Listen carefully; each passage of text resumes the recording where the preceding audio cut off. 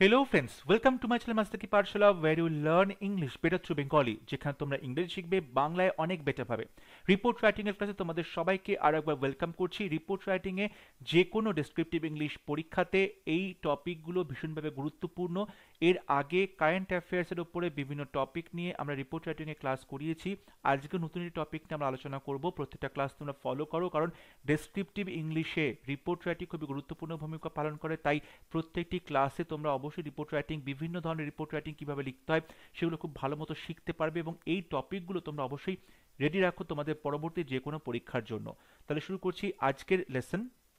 Write a report on বিকশিত Bharat @2047 voice of youth.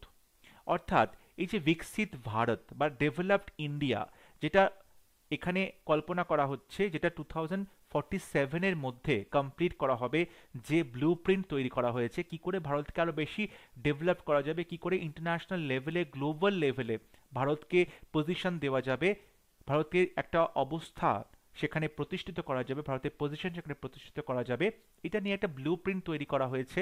আমাদের মাননীয় প্রধানমন্ত্রী মিস্টার নরেন্দ্র মোদী এই যে একটি ব্লু প্রিন্ট তৈরি করেছেন, এবং তার টার্গেট 2047-এর মধ্যে ভারতকে সেই জায়গাতে পৌঁছে নিয়ে যাওয়ার। অর্থাৎ আমরা স্বাধীনতা পেয়েছিলাম 1947, এবং তারপর থেকে 2047 এই যে 100 বছর, আমাদের ভারতের স্বাধীনতার 100 বছর, তার মধ্যে ভারতকে তিনি কোথায় দেখতে চান, সেই যে তার একটা ব্লু প্রিন্ট, সেটাকেই বলা হচ্ছে বিকশিত ভারত @2047 ভয়েস অফ ইউথ। এবং এই যে সময়টা দীর্ঘ 100 বছর, ভারতের স্বাধীনতা লাভের পর থেকে সময় 100 বছর, এই সময়টাকে বলা হচ্ছে অমৃতকাল।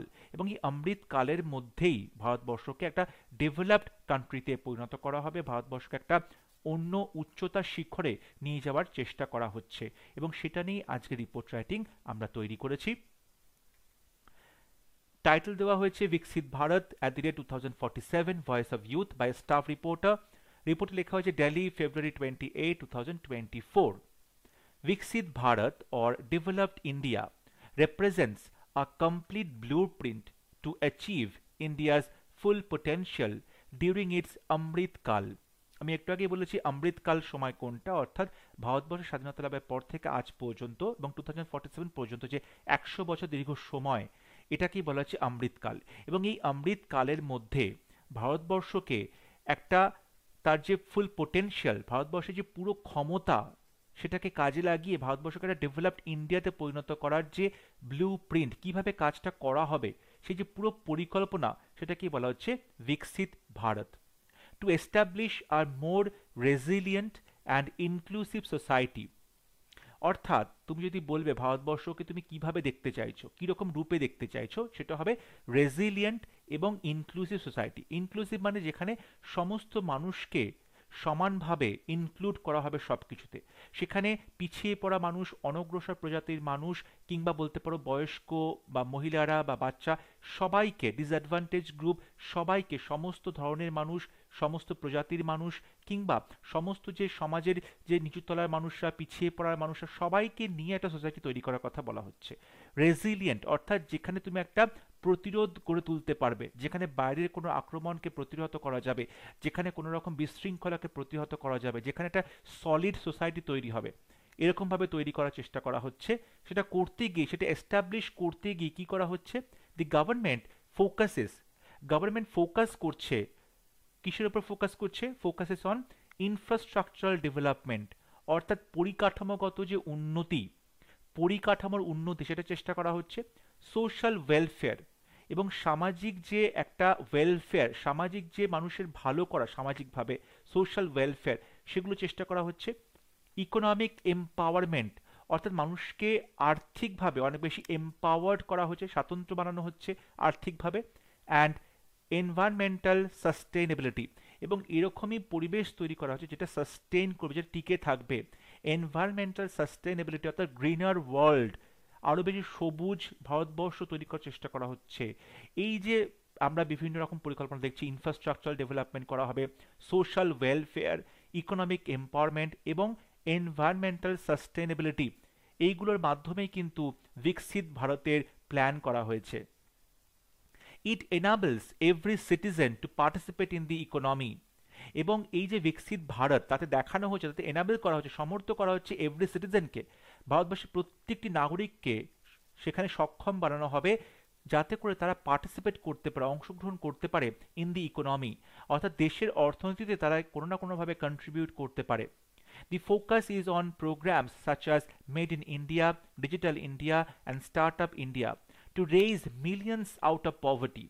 এবং তার ফলে যখন ভারতবর্ষের প্রত্যেকটা মানুষকে ইকোনমির আওতায় নিয়ে আসা হচ্ছে, কন্ট্রিবিউশন যাতে করতে হয় সেরকমভাবে সক্ষম করা হচ্ছে, তার জন্য যেটা দরকার, গভর্নমেন্টের যে প্রোগ্রামসগুলো আছে, প্রজেক্টগুলো আছে, যেরকম made in India, digital India, start up India, এই সমস্ত প্রোগ্রামগুলোকে আরও বেশি করে ফোকাস করা হচ্ছে, যাতে করে two raise millions out of poverty, যাতে লক্ষ লক্ষ মানুষকে দারিদ্রতা থেকে বের করে নিয়ে আসা যায়, দারিদ্রতার যে চরম যে একটা কবল, ঠিক আছে, সেখান থেকে বের করে নিয়ে আসা যায় মানুষকে এই সমস্ত প্রোগ্রামের মাধ্যমে। মেড ইন ইন্ডিয়া যে সমস্ত জিনিসগুলো ভারতবর্ষে তৈরি করা হবে, কাঁচা মাল থেকে শুরু করে সমস্ত কিছু।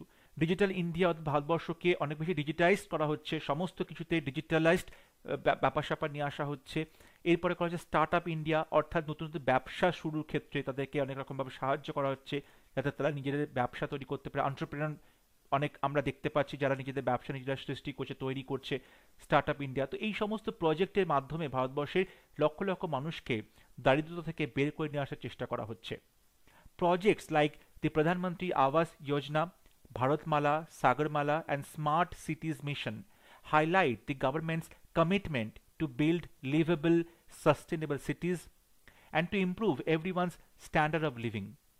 বলা হচ্ছে বিভিন্ন প্রজেক্ট, যেমন প্রধানমন্ত্রী আবাস যোজনা, অর্থাৎ যেখানে বলা যাচ্ছে প্রধানমন্ত্রী যে তহবিল সেখান থেকে টাকা পাচ্ছে লোকজন তাদের বাড়িঘর করার জন্য, ভারতমালা প্রজেক্ট, সাগরমালা প্রজেক্ট এবং স্মার্ট সিটিজ মিশন, এই সমস্ত প্রজেক্টের মাধ্যমে, প্রোগ্রামের মাধ্যমে হাইলাইট করছে গভর্নমেন্ট যে তারা তৈরি করতে চাইছে টু বিল্ড লিভেবল, বাসযোগ্য, সাস্টেনেবল, যাতে টিকে থাকতে পারে তেমন সিটিজ, অর্থাৎ যে সিটিগুলো বা শহরগুলো তৈরি করা হচ্ছে বর্তমানে, সেই সিটিগুলো যাতে বহু বছর টিকতে পারে সেরকম পরিকাঠামো দিয়ে তৈরি করা হচ্ছে সেই সমস্ত শহরগুলোকে। অ্যান্ড টু ইমপ্রুভ, এবং উন্নত করা হচ্ছে এভরিওয়ানস স্ট্যান্ডার্ড অফ লিভিং, জীবনযাত্রার মান সেটা অনেকটাই উন্নত করার চেষ্টা করা হচ্ছে। শুধুমাত্র মানুষের মতো বেঁচে থাকতে হবে, সম্মান নিয়ে বেঁচে থাকা, সঠিক পরিবেশে বেড়ে ওঠা, ঠিক আছে, সেখানে সুস্থ পরিবেশ, বাড়ি সুস্থভাবে তৈরি করা, সুস্থভাবে হাইজিন মেনটেন করা, স্যানিটেশন মেনটেন করা, এই সমস্ত কিছু সেখানে চেষ্টা করা হচ্ছে এই সমস্ত প্রজেক্টের মাধ্যমে। এবং এটার ফলে কি হবে, এটার ফলে মানুষের যে জীবনযাত্রার মান সেটা অবশ্যই বাড়বে, এবং যখন জীবনযাত্রার মান বাড়বে তখন তারা অবশ্যই ইন্ডিয়ান ইকোনমিতে কন্ট্রিবিউট করতে শুরু করবে। Vande Bharat trains, the Udan initiative have made the travel experience hassle-free for common citizens.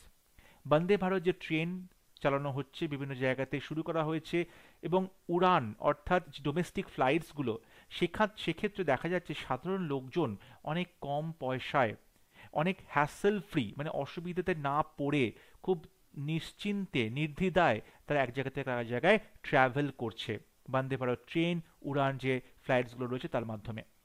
বিকশিত Bharat prioritises inclusive development and social welfare.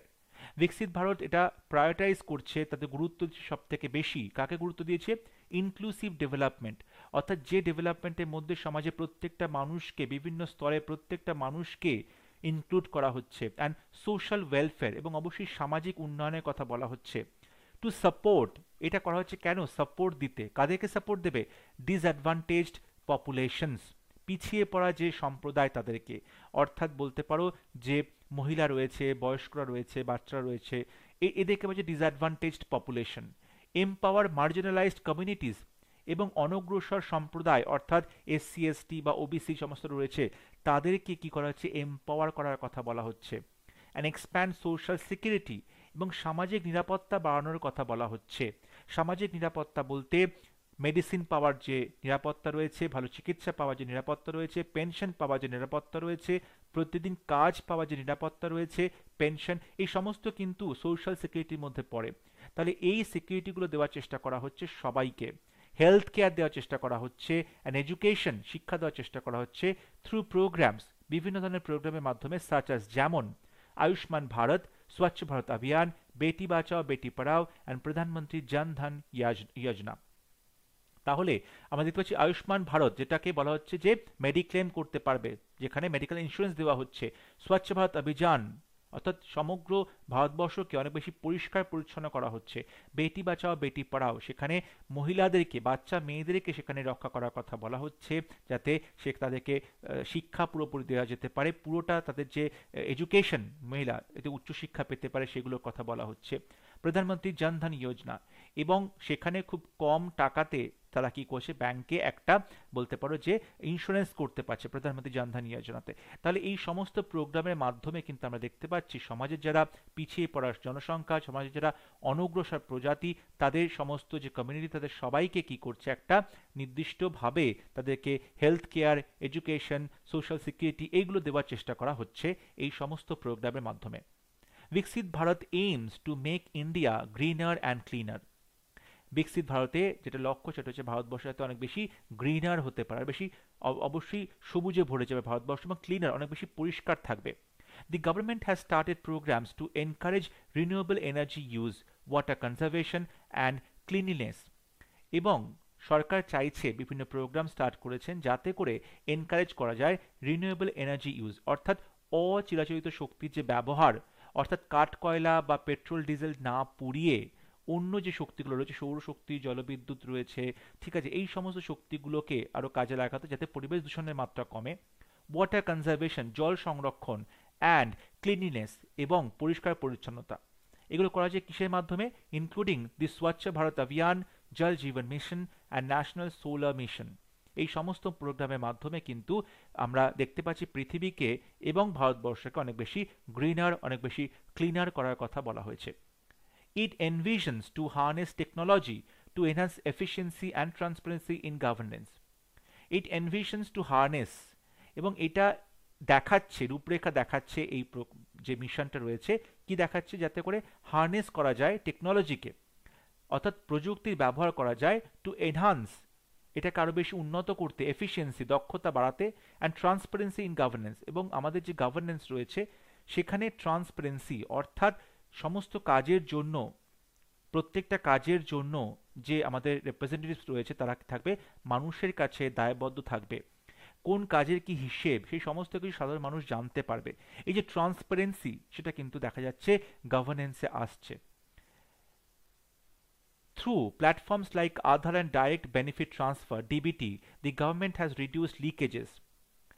বিভিন্ন যে আধার কার্ড বা আধার কার্ডের সাথে বিভিন্ন জিনিস যে লিঙ্ক করা হচ্ছে সমস্ত কিছু, এই যে আধার লিঙ্ক এবং ডিবিটি, ডাইরেক্ট বেনিফিট ট্রান্সফার, অর্থাৎ যে টাকাটা পাবে, যে ব্যক্তি টাকা পাবে, ডিরেক্টলি তার ব্যাংক অ্যাকাউন্টে টাকাটা ডিরেক্টলি ঢুকে যাচ্ছে, তখন তাকে ডাইরেক্ট বেনিফিট ট্রান্সফার। এটা করার ফলে কি হচ্ছে, গভর্নমেন্ট রিডিউস করেছে অনেক লিকেজেস, অর্থাৎ টাকা যে নয় ছয় হচ্ছিল, টাকা যে এদিক ওদিক খরচা হচ্ছিল অন্য খাতে, যেটা কাজে লাগছিল না, সেইটা অনেকটা কমে গেছে। অর্থাৎ আধার লিঙ্ক করার ফলে এবং ডিবিটি করার ফলে গভর্নমেন্ট কিন্তু এই লিকেজটা অনেকটাই বন্ধ করতে পেরেছে। And ensure that benefit reaches the intended beneficiaries directly, এবং এটা এনশিওর করা হচ্ছে ডিবিটির মাধ্যমে, ডাইরেক্ট বেনিফিট ট্রান্সফারের মাধ্যমে, যাতে যার কাছে টাকাটা পৌঁছানো দরকার, যিনি বেনিফিশিয়ারি, যিনি সুবিধে পাবেন, তার কাছেই টাকাটা ডিরেক্টলি পৌঁছে যায় তার অ্যাকাউন্টে। India is making remarkable progress in every sector, এবং সত্যি কথা বলতে গেলে ভারতবর্ষ কিন্তু অভাবনীয় একটা উন্নতি করছে প্রত্যেকটা সেক্টরে। Whether being the first nation to land on the moon's south pole or poised to become the world's third largest economy, সেটা তোমরা ভারতবর্ষকে বলো যে প্রথম দেশ, সেটা চাঁদের দক্ষিণ যে গোলার্ধ, দক্ষিণ মেরুতে গিয়ে প্রথম সেখানে ল্যান্ড করছে ভারতবর্ষ থেকে গিয়ে, কিংবা ভারতবর্ষতে আমরা বলতে চাইছি পৃথিবীর তৃতীয় বৃহত্তম ইকোনমি তৈরি করা হবে, সেটা ভারতবর্ষের প্রথম নেশন হোক যে চাঁদে যাচ্ছে, গিয়ে সাউথ পোলে চাঁদে গিয়ে সেখানে আবিষ্কার করছে, কিংবা ভারতবর্ষ থার্ড লার্জেস্ট ইকোনমি, যাই বলো না কেন, India is undeniably ascending on the path of development. India কিন্তু আনডিনাইবলি, কোনো রকমভাবে কোনো বলতে পারো অস্বীকার করার জায়গা নেই, অ্যাসেন্ডিং, উঁচুতে উঠছে, অ্যাসেন্ডিং, উঁচুতে উঠছে, on the path of development. তাহলে ইন্ডিয়া কিন্তু, যেটা অস্বীকার করার জায়গা নেই, যে অ্যাসেন্ড করছে, ওপরে উঠছে ধীরে ধীরে, on the path of development, অর্থাৎ উন্নতির পথে বা প্রগতির পথে ইন্ডিয়া কিন্তু অনেকটাই এগিয়ে গেছে, এবং এটা নিয়ে কোনো রকম কোনো দ্বিমত নেই, এটা নিয়ে অস্বীকার করার কিছু নেই। তাহলে এইভাবে তোমরা এই রিপোর্টটা লিখতে পারো। রিপোর্টে তো যদি তোমাদের মনে হয় কোনো ইম্পর্টেন্ট পয়েন্ট বাদ গেছে, তোমরা অবশ্যই এটা নিজেদের মতো অ্যাড করে নেবে। যদি ভিডিওটি ভালো লাগে ভিডিওটি লাইক করবে, শেয়ার করবে এবং আমার চ্যানেলটি সাবস্ক্রাইব করতে ভুলবে না। পরবর্তী লেসনে খুব শীঘ্র দেখা হবে। ততক্ষণ সবাই ভালো থাকবে, সুস্থ থাকবে। Thank you.